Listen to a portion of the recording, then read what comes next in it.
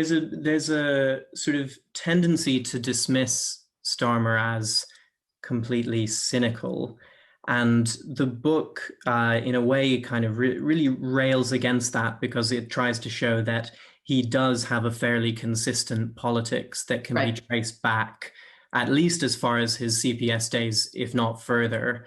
Um, and so I guess I'm opposed to the idea, and I was when I started writing the book, that Starmer is simply a kind of empty vessel, a chameleon who is a conduit for other people's influences and doesn't have a kind of ideological center of his own. Um, and I think I do stand by that diagnosis. But maybe what surprised me was that there's a difference between kind of cynicism and mendacity. And while Starmer may not be particularly cynical in that he has like real clear beliefs and convictions, he can be extremely mendacious and economical with the truth. And there are various moments throughout his time at the CPS when he sort of similarly quite brazenly distorts the truth in order to glorify himself or in order to win favor with the media. Starmerism is really to a large extent about kind of ensuring that Corbynism cannot recur, and ensuring that the elements within the party that are its, inheritors and legatees are effectively silenced and marginalized. So there's that kind of, incredibly negative valence to the Starmer project that's all about sort of denial and repression. And that's something that, as I argue, he was sort of well trained in as the country's chief prosecutor. I think as well as, turning the party into this kind of disciplinary apparatus, it's also become a kind of comms machine that tries, using methods like focus groups or listening exercises or public consultations, to kind of get what some of Starmer's staffers would call the core values of the British public in focus, and then craft a message that resonates with them. So I think it's an incredibly kind of shallow form of politics, and it clearly hasn't worked. They have a fairly accurate understanding of how Labour has become kind of detached from its heartlands or its core constituencies since the 90s. But they think the way to sort of reconstitute their voter base is just to kind of keep repeating ad infinitum words like duty and family and responsibility. And I think that even if those are the words that come to people's minds in focus groups, I don't think that repeating them back does anything particularly effective. It's possible to overstate the extent to which his campaign pitched left. Like, of course it did, to the extent that it could ease a socialist conscience on issues like kind of social welfare. But at the same time, it had this posture of kind of, I'm the professional, I'm the grown-up. And that was, I think, deliberately drawing an implicit contrast with the sort of megaphone wielding militant who had, had the right principles. His heart was in the right place, but at the end of the day, look what happened. So now we need, mature politics as the antidote to that upset. There are some revelations in the book about the left that will be painful to many. You suggest John McDonnell wasn't all we would have hoped. Well, yeah, I do hate to be the bearer of bad news, but McDonnell had, I think, the wrong analysis of the Brexit conjuncture. He was, on the one hand, completely fixated with the idea that the Labour membership were kind of hardcore Remainers who couldn't be convinced to any other position, who couldn't who couldn't be convinced to compromise on the question of a second referendum. And he thought that if you wanted to keep the base kind of active and mobilized, you had to move in that direction. And then at the same time, and more importantly, in fact, MacDonald also thought that there was a real risk of mass defections from the parliamentary party to the formation that ultimately became Change UK. He thought that 70 to 80 MPs were going to leave, and then Labour would be this tiny kind of socialist rump, and it would be defeated by this new centrist party at the next election. And because he was so kind of spooked by that prospect, he then poured all his energy from 2018-19 onwards into joining with Starmer to shift the position of the party towards supporting a people's vote. And that meant that, he essentially joined with the people who were determined to discredit Corbyn, discredit the leadership. He joined with them when he should have been, in the trenches defending his comrades from this onslaught. And I think that, he was motivated by nothing other than wanting to elect a socialist government, whereas Starmer was motivated by something else. I think there was a shift that happened when the party wasn't performing well, where Starmer felt like, the only people who had really proven themselves capable of sort of honing this strategy of, sort of crafting a message that resonates with the public were really the Blairite grandees. And that's when Peter Mandelson returned to the fold as an unofficial advisor and embarked on a big kind of sweeping policy review, which then yielded a number of carbon copies of Blair era policies.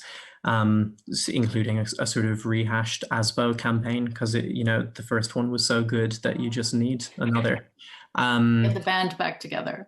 Absolutely. And now, his office, having been sort of purged of some of these previous advisors, is full of, every single person is a hard right factional appointment, most of whom at one time or another worked for Blair or Brown. These people just don't really have many new ideas, which is why so many of the policies emanating from the leader's office now are kind of reruns of previous ones, but also at the same time why, in a way, they come into their element when they're managing political scandals, which is something Blair and his aides were great at doing. A scandal gives them a chance to kind of personalize politics in a way that works very well for them, and also to appeal to the virtue of the British state against the bad apples and corrupting influences who need to be excised from it. What would you argue is the relationship between Starmerism and Blairism, if Starmer's project is not simply a return to Blair?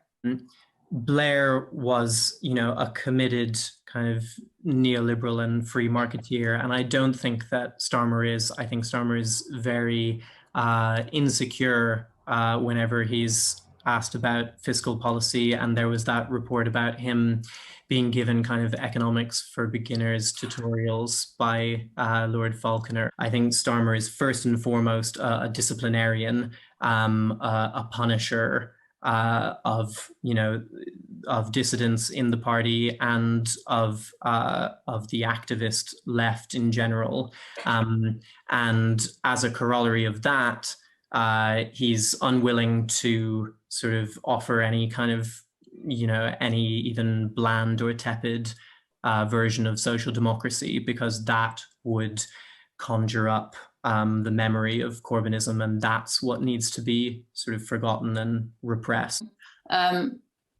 Did the leaders of the People's Vote campaign know exactly what they were doing?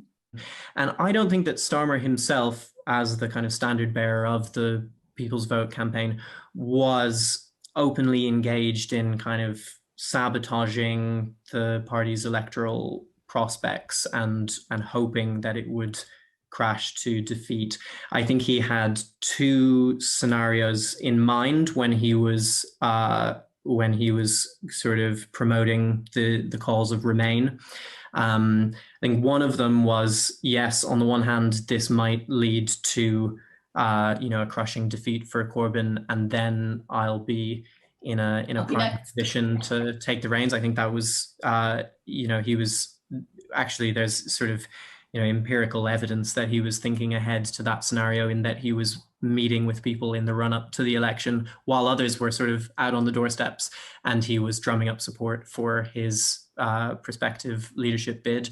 But I think also Starmer thought, if we happen to win and sort of just about edge into Downing Street, then we'll have been elected on this pledge to hold a people's vote. And it's going to be a huge blow to Corbyn's authority if the first thing he does as prime minister is negotiate a deal, put it to a public vote, and lose. And I think in that situation, Starmer also saw that there would be an opening quite soon into Corbyn's prime ministerial tenure. I contrast him at the end of the book to both Corbyn and to Blair, who arrived at a particular historical moment and kind of had an answer to it. I don't think Starmer has an answer beyond kind of trying to forget or marginalize the legacy of Corbynism. Does he really believe anti-Semitism is rampant in Labour, or is it a means of taking control? I don't think he does believe that at all. And I think there are actually statements he made a few years ago under Corbyn's leadership that now could bring sort of the wrath of the party's governance and legal unit down upon him. His initial line that he wasn't interested in a war with the Labour left, he was simply interested in dealing with anti-Semitism, that was always false. And the ease with which he's now openly targeting people who are deemed to be too left-wing just confirms that. I think as a prime minister, it would be hard to see Starmer repealing the kind of authoritarian legislation that's been the cornerstone of this Tory government. I guess people don't realize that, for example, the policing bill that passed in the Lords, when was it, yesterday, was initially kind of lobbied for by Starmer. I think the Starmerite posture of sort of endless compromise and concession to the Murdoch press, among others, will not stop at the point that Starmer becomes prime minister. There is no terminus to that. And if it's not necessary to win an election to get into power, it will be necessary to win the next election to stay in power. So in that sense, I don't see all that much hope for a Starmer prime ministership.